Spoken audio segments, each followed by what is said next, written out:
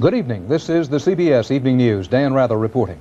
President and candidate Reagan today made two major election year decisions affecting key sectors of the economy and blocks of voters, farmers and steelmakers. This on a night the latest CBS News New York Times poll indicates Mr. Reagan has a commanding lead over Walter Mondale. Mr. Reagan said no today to steelmakers seeking government help, yes to deep-in-debt farmers. White House correspondent Bill Plant reports. President Reagan offered financial relief to debt-ridden farmers, but only his free market philosophy to the steel industry, which had hoped for import protection. Mr. Reagan decided today that a quota on imports of foreign steel was not in the national economic interest. Instead, Special Trade Representative William Brock has jawboned foreign steel producers to cut back their exports to 1983 levels. What we really are seeking is a return to a market that is operated with equity and in which our people are given a chance to compete, but no unfair advantages. Brock claimed the kind of protection the steel industry wanted would cost 2 jobs in related industry for every one it saved in steel. Well, we'd like to have some more, but on the other hand, we think at this stage this is a proper and appropriate response. The president announced that repayment of up to 25% of government loans to some farmers could be deferred for 5 years, and that the administration would provide $630 million in federal loan guarantees to encourage banks to help farmers cover their debts. Mr. Reagan denied that he had acted to win votes in the economically depressed Farm Belt. I know that none of you standing over there on that side of the table are going to believe this. It wasn't done with that in mind. It was done because there are people out there that need help. Total farm debt stands at $215 billion, and thousands of farmers are either behind on their loan payments or ineligible for loans. Kind of ironic that they decide there's a credit crisis 6 weeks before the election. There's no way that this isn't tied to the election. Campaign strategists think all this will help Mr. Reagan in the Farm Belt more than it's likely to hurt him in the Rust Belt. And they see it as another example of how an incumbent president can make things go his way. Bill Plant, CBS News, the White House. Walter Mondale took his latest line of attack on President Reagan before one of his biggest crowds yet and what turned out to be one of the most raucous rallies yet. Accusing President Reagan of trying to duck the issue of nuclear life and death, Mondale's appearance on the University of Southern California campus was interrupted for pro-Reagan hecklers sprinkled throughout the crowd. Their taunts drew a Mondale response. You're going to lose this election because you're not showing respect for the American people. You're not showing respect for the students at this campus. We want to be heard, we will be heard, and we will win this election. More telling perhaps about Mondale's difficulty in getting his message across, the results of the latest CBS News New York Times poll out tonight. It indicates President Reagan leads Mondale by some 22 points, a wider lead than a month ago. What's more, the Reagan-Bush ticket leads in every region of the country, among every age group, among more than 1 of 4 Democrats, and running almost dead even with Mondale in union households. And when it comes to the Ferraro factor, once considered a big plus for the Democratic ticket, Phil Jones reports the appearance of some Ferraro minus signs. For Ferraro, the good news is that she's better known than she was a month ago. The bad news is more voters are less impressed. In August, more of those polled had a favorable opinion of Ferraro. In 1 month, this has reversed. The drop in approval has taken place among both men and women. Women are now evenly divided in their opinion of Ferraro. Of the 1,135 polled last week, fewer voters think she is tough enough to make presidential decisions when compared to Mr. Reagan, Mondale, or Bush.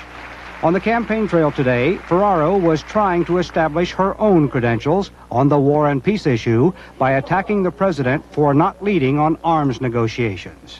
I take a look at those polls and I go slightly berserk when I see that people think that Reagan is a leader and that he is a man's man. On the abortion controversy, the poll shows that most Catholics agree with Ferraro's free choice position, not the church hierarchy. Yet Mr. Reagan has a 17-point edge with Catholic voters. On Ferraro's personal financial disclosure, a majority say it has not affected their opinion. Yet 1/4 of those whose opinions have changed report less favorable opinions because of the way she handled the crisis. The error due to sampling in this poll could be plus or minus 3 percentage points. Ferraro is drawing large audiences, but so far most of her speeches are being delivered with very little enthusiasm, and many of her most ardent supporters are now starting to express their disappointment with Ferraro's campaign style. Phil Jones, CBS News, Milwaukee. United Auto Workers President Owen Bieber today said the union has given General Motors a revised wage and job security package that, quote, could conclude negotiations without a national strike. But as Bieber and other UAW negotiators headed for a formal meeting with GM, officials noted so-called sticking points on job security remained. Meanwhile, the strike continued at 12 targeted GM plants, prompting the automaker to lay off some 7,200 workers at other facilities. Almost 70,000 GM workers are on strike or off the job. British dock workers today voted to end their 25-day strike that had crippled almost half that country's ports. The walkout had been called in support of the 6-month-old coal strike, and that strike continues.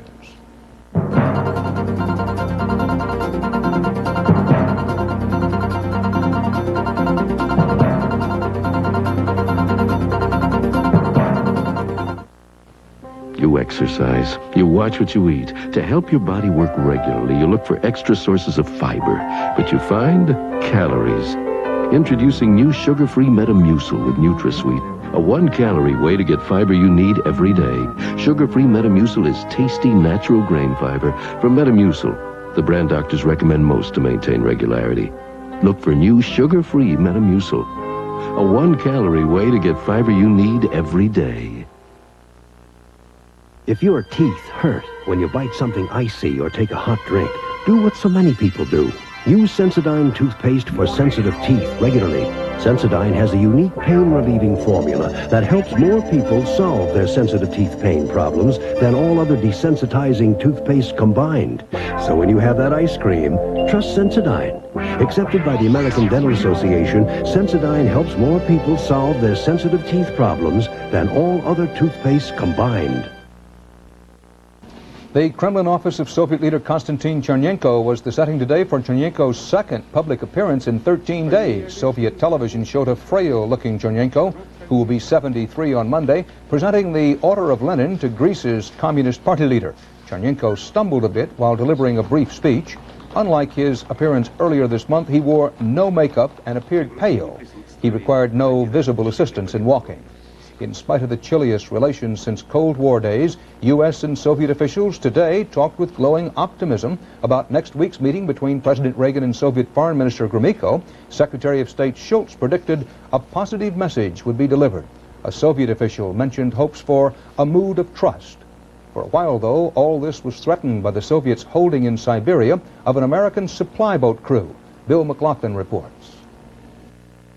Soviet Foreign Minister Andrei Gromyko flew into New York today to address the United Nations General Assembly, just as it seemed that a potential U.S.-Soviet crisis was being diffused. Alaskan Senator Ted Stevens has telephoned twice to the Siberian port of Uralik and talked to the ship's captain, who was seized along with his crew a week ago. We have been notified that you will be released. This should happen within the next 24 hours, Tab. Yes, understand. You want to let us know we will be released. Senator Stevens said he managed to get through to Siberia the old-fashioned way. I put through a commercial call to Uraliki and asked for Captain Thomas. He wasn't registered there, which didn't surprise me. So my wife suggested that we say, we'll get the Amerikanskis, and she understood that, and they gave us the room. In the Frida K's home port of Homer, relatives of the crewmen had this to say. Well, just very joyous. The whole family's very joyous, and it's just signs that the Lord's confirming what we've already known. The plan now is for the Frida K, with her 5 American crewmen aboard, to link up sometime tomorrow with the U.S. Coast Guard cutter Sherman near St. Lawrence Island in the Bering Sea. While Washington believes Moscow could have handled this incident better and released the men sooner, it has kept its complaints to a minimum, perhaps to avoid putting new strains on the U.S.-Soviet relationship before President Reagan meets next week with Foreign Minister Gromyko. Bill McLaughlin, CBS News, the State Department. It was at the Venice Film Festival a year ago that the foreign cultural editor of the Soviet weekly Literary Gazette defected to Britain. At the time, he complained about Soviet censorship. That was not his complaint today at an unusual Moscow news conference. Tom Fenton in London reports. The last trace of Oleg Bitov in England was at the Soviet embassy. His car was found abandoned there after his mysterious disappearance a month ago. Today, he turned up at a Moscow press conference where he told tales of British agents drugging and beating him into defecting. I was subjected to every sophisticated technique that was used against me, modern drugs, psychological treatment, and so on, violence and torture. Bitov gave the addresses of two so-called safe houses in the London area where he said British agents held him after his arrival in Britain. He also gave the names of British intelligence agents he described as his captors. And at two telephone numbers Bitov said belonged to British intelligence, no one was talking today. I'm afraid I can't answer any of those questions because I don't know. I'm just answering the telephone at the moment. The British government said Bitov came here voluntarily and even made a 2-month trip to the United States. Western friends said Bitov thoroughly enjoyed London, where he wrote anti-Soviet articles. But towards the end, they found him moody and concerned about the wife and daughter he left behind in Moscow. Well, I'm afraid he's in for a very bad time because he's committed high treason in the eyes of the state. And even though they've put this front up for the press conference, I don't see him going back to his family. I'm afraid I see him going to jail. Here at British intelligence, the information Bitov gave at his press conference is described as not very damaging. The intelligence officers whose cover was blown were undoubtedly transferred to other posts when Bitov fled. The real damage is that Bitov's return to Soviet life may discourage other would-be defectors. Tom Fenton, CBS News, London. American balloonist Joe Kittinger did it, but the landing of his balloon, the Rosie O'Grady, near the Italian Riviera town of Savona today was less distinguished than his trip. He plummeted into a clump of trees after flying across the Atlantic farther, more than 3,500 miles, and faster, less than 84 hours, than anyone else. And he did it by himself, solo, alone, the first to make a solo balloon crossing.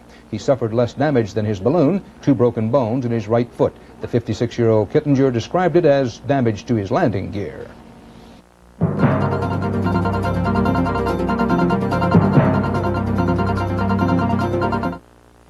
Spray any air freshener, and what do you get? A wet, misty spray. That's why Renewsit invented Fresh and Dry. It's really dry. No wet mist or powder in the air or anywhere. Spray Fresh and Dry anywhere.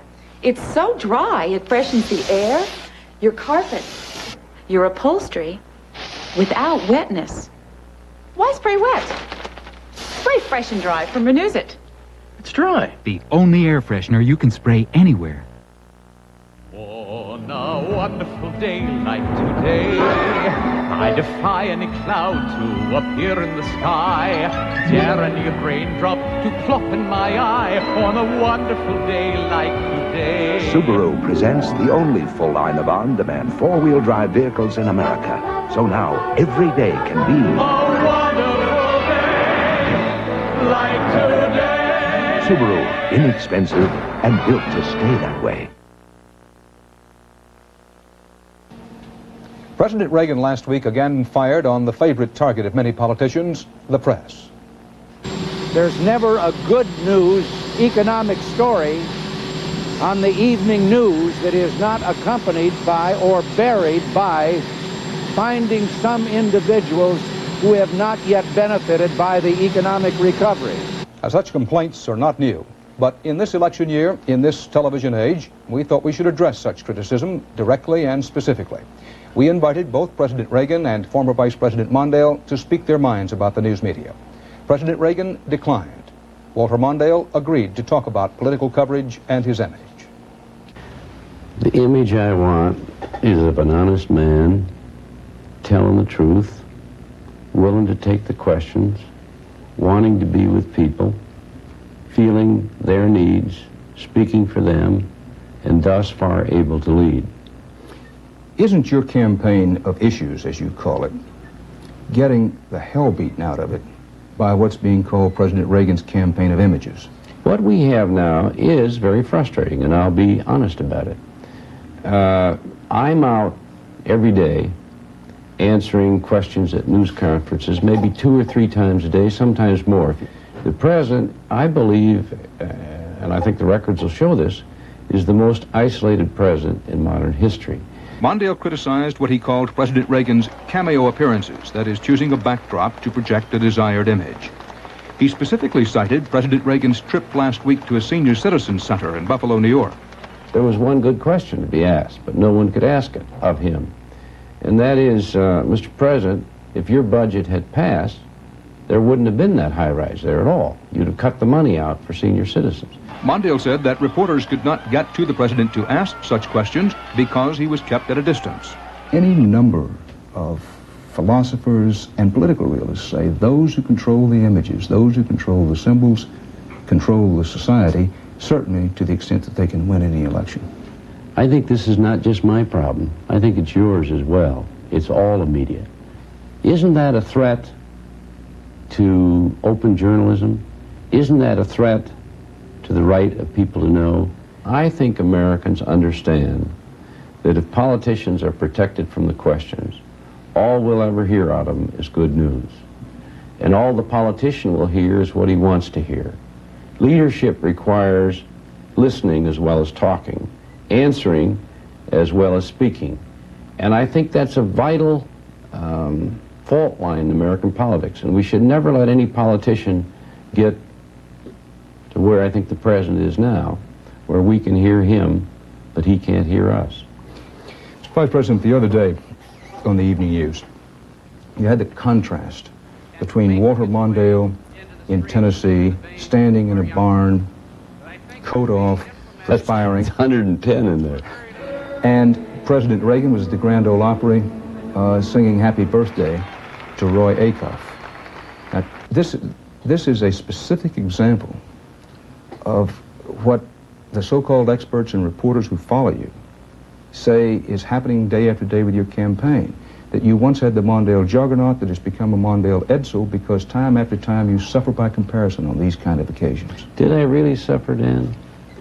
Would they rather have a leader who will stand out in the heat and take questions from farmers who are in the worst year of the Great Depression, or stand next to Minnie Pearl and sing Happy Birthday?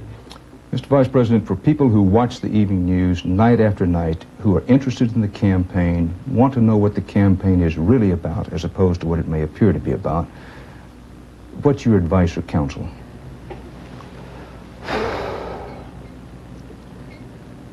Try to listen to substance.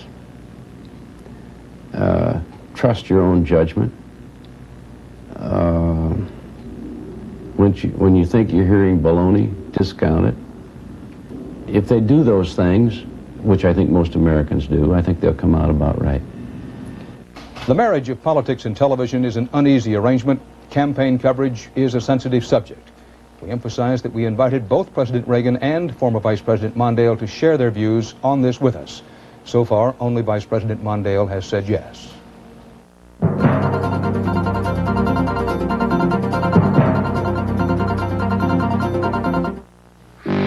You don't need a big vacuum with lots of extras. You need big cleaning power. So at Regina, we got rid of the extras. The expensive ones went, the heavy ones did too. What we got was a lightweight, one that cleans just like a big vacuum. And the clincher, it costs less. We called it the Regina Power Team. Consumer Reports called it, quote, the only lightweight that was an adequate substitute for a full-sized vacuum, unquote. The Regina Power Team, all the cleaning power without all the extras. Pretty, aren't they? Where I come from, women buy themselves flowers all the time. And why not? We should be good to ourselves. We don't have to have a reason. I buy flowers because I like them. They make me feel happy. Flowers aren't just something somebody gives you. They're something you give to yourself. Flowers are like a bubble bath. Pure pleasure. The American Floral Marketing Council says give flowers to someone special, yourself. In his essay on civil disobedience, Thoreau wrote, "I think we should be men first and subjects afterwards. It is not desirable to cultivate a respect for the law so much as for the right." Stephen Kenny is writing his doctoral thesis on Thoreau, and as Chris Kelly reports, Stephen Kenny seems to be marching to Thoreau's different drummer. Kenmore is a tidy middle-class community where people take pride in neatly kept homes and manicured lawns. But not this place. The front yard is a small meadow of wildflowers and wild plants, standing 3 feet tall in defiance of the town's housing ordinance. And Stephen Kenny, who planted it, refuses to mow it. I refuse to be forced to grow a conventional grass lawn. Why do you refuse? Well, because I don't think it's the state's right to force someone to do something like that. The town took Kenny to court, charging his lawn is not properly maintained under law. And Kenny's next-door neighbors are furious at him. After all, rules are rules, especially here. Am I asking too much from this community to see that this guy cuts his grass?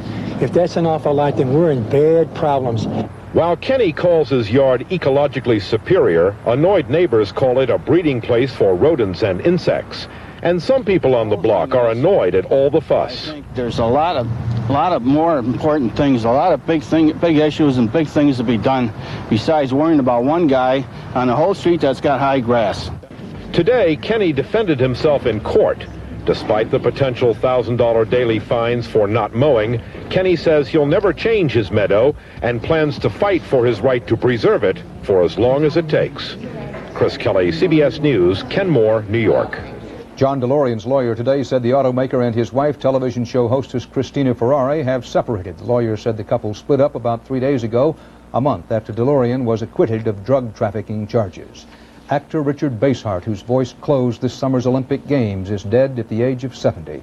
His many movies included He Walked by Night, Being There, and Moby Dick.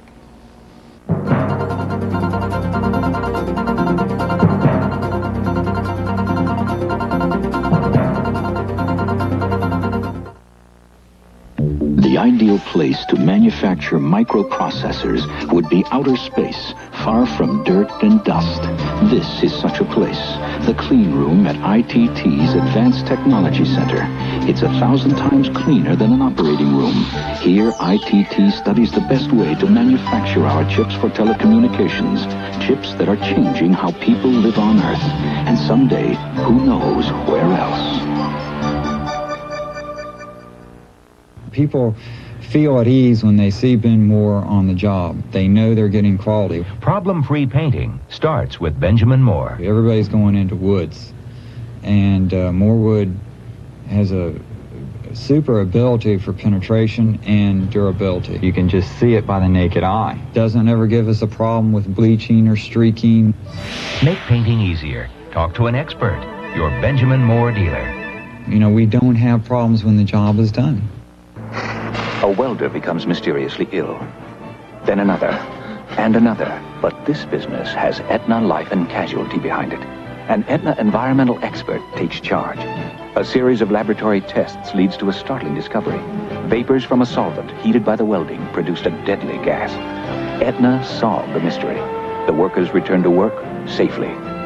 No wonder fully 1/3 of America's largest businesses say, Aetna, I'm glad I met you.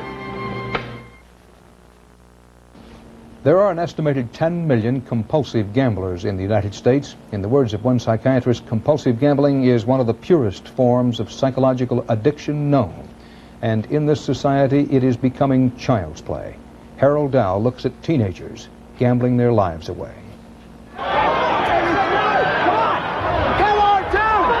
17-year-old Jeff Strawn may be too young and too excited to realize it, but betting on the horses could put him on the track to becoming a compulsive gambler.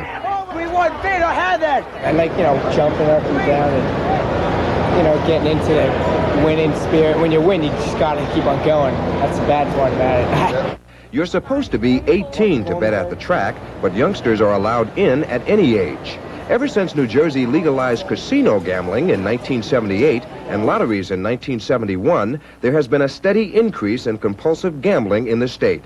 In August, a survey concluded that middle-class teenagers in New Jersey are gambling in epidemic proportions. Right now, Mom thinks I'm at the beach, so I hope Mom doesn't see this on TV. They're betting blackjack tables, they're betting baccarat, they're betting roulette, they're doing everything. The legal age to bet in Atlantic City casinos is 21, but teenagers don't seem to have any trouble getting around that. What games do you play inside?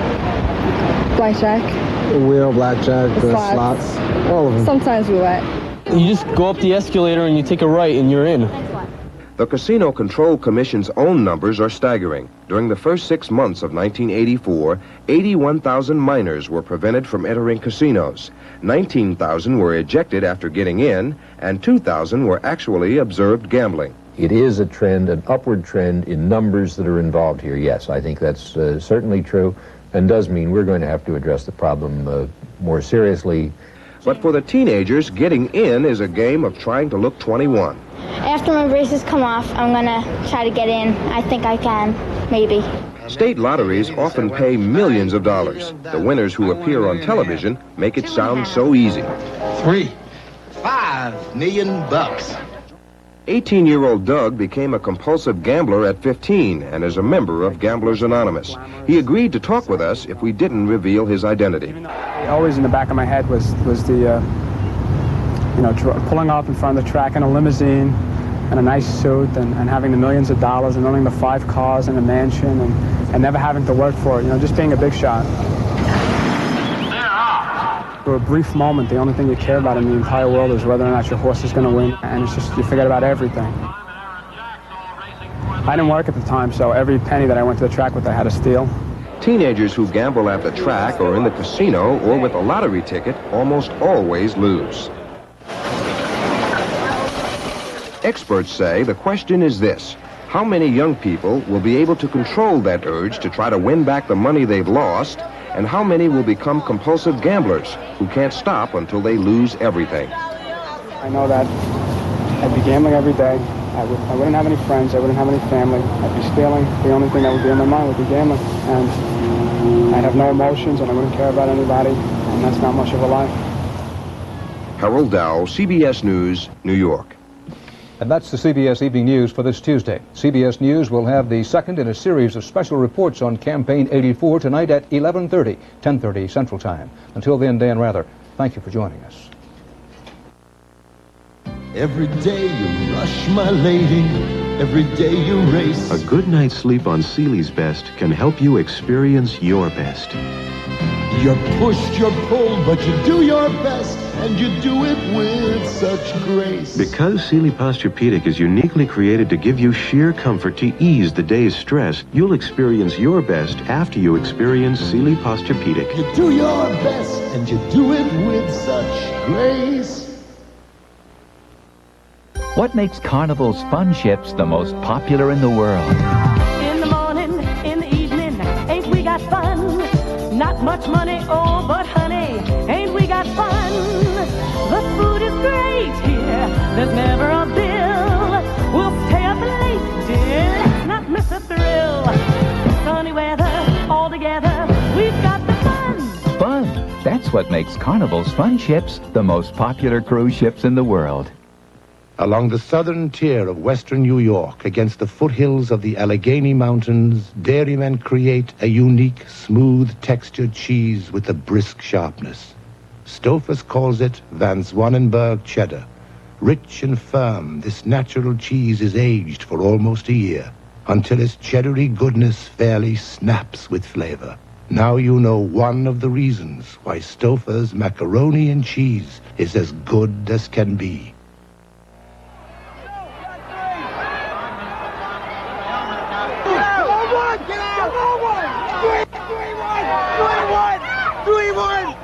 Tomorrow, meet the adventurers who recovered a golden treasure from the ocean and film star Bo Derek. Wake up to what's happening on the CBS Morning News. This is CBS. Coming up next on Eyewitness News at 6, financial cuts at the fire department may mean higher insurance rates. And Bowling Green's General Motors workers learn how to live with a strike. Details coming up next.